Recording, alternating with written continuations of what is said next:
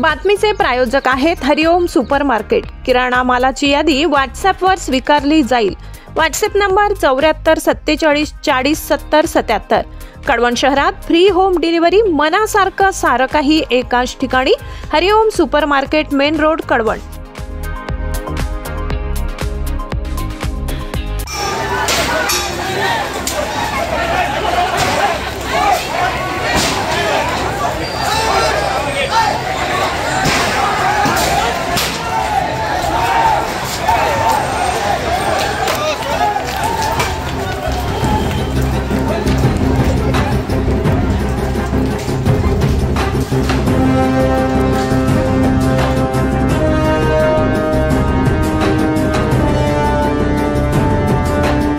बेपत्ता तरुण प्रकरणावरून संतप्त आदिवासी समाजाचा संताप।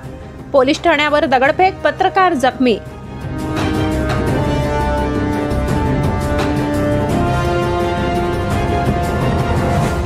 कळवण तालुक्यातील कळवण खुर्द येथील एका आदिवासी तरुणाच्या बेपत्ता प्रकरणाने भीषण वळण घेतले असून परिसरात प्रचंड तणाव निर्माण झालाय।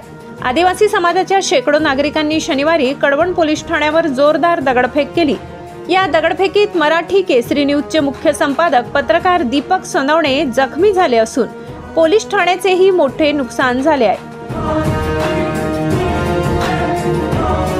याबाबत सविस्तर वृत्त असे।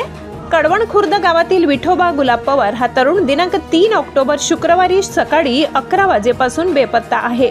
या तरुणाला गावातीलच एका शेतकऱ्याने मारहाण करून खून केल्याचा गंभीर आरोप संतप्त आदिवासी नागरिकांकडून करण्यात आलाय।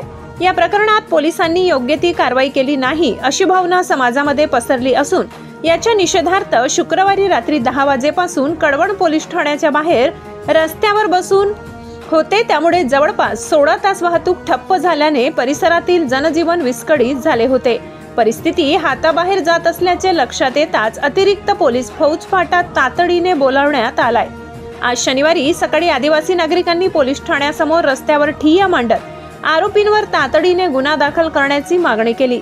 यास थोडा विलंब होत असल्याने संतप्त जमावाने पोलीस स्टेशनमध्ये घुसण्याचा प्रयत्न केला। तेवढी पोलीस प्रशासनाने त्यास मज्जाव केला असता जमावाने मोठ्या प्रमाणात दगडफेक करण्यास सुरुवात केली। या दगडफेकीत एक महिला पोलीस कर्मचारी व मराठी केसरी न्यूजचे मुख्य संपादक दीपक सोनवणे हे जखमी झाले आहेत।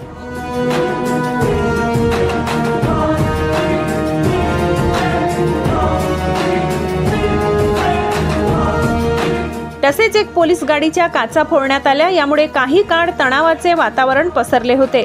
तरी कळवण तालुक्यात अशी घटना घडल्याची ही पहिलीच वेळ असून संतप्त जमावाने पोलीस कर्मचाऱ्यांना तब्बल 10 तास वेठीस धरले होते। शुक्रवारी रात्री पोलिसांनी सुरुवातीस मिसिंग केस दाखल केली होती, परंतु जमावाने सदर आरोपींना आमच्या ताब्यात द्या अशी मागणी केल्याने तणाव निर्माण झाला होता।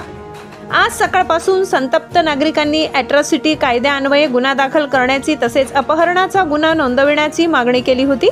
पीडित कुटुंबाला न्याय मिळावा व आमचा मुलगा 24 तासात आम्हाला मिळावा या प्रकरणाच्या मागण्या केल्या। त्या अनुषंगाने संबंधित शेतकरी पुत्रावर अॅट्रॉसिटी व अपहरणाचा गुन्हा दाखल करण्यात आलाय।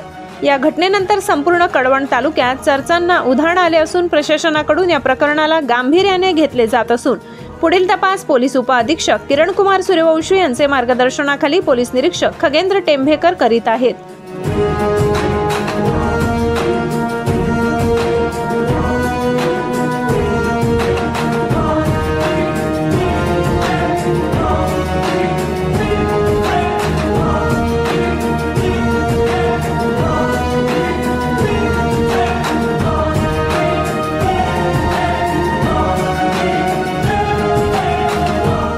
मराठी केसरी न्यूज कळवण। दिवसभरातील ताज्या घडामोडी बघण्यासाठी आजच मराठी केसरी न्यूजला लाईक, शेअर आणि सबस्क्राईब करा।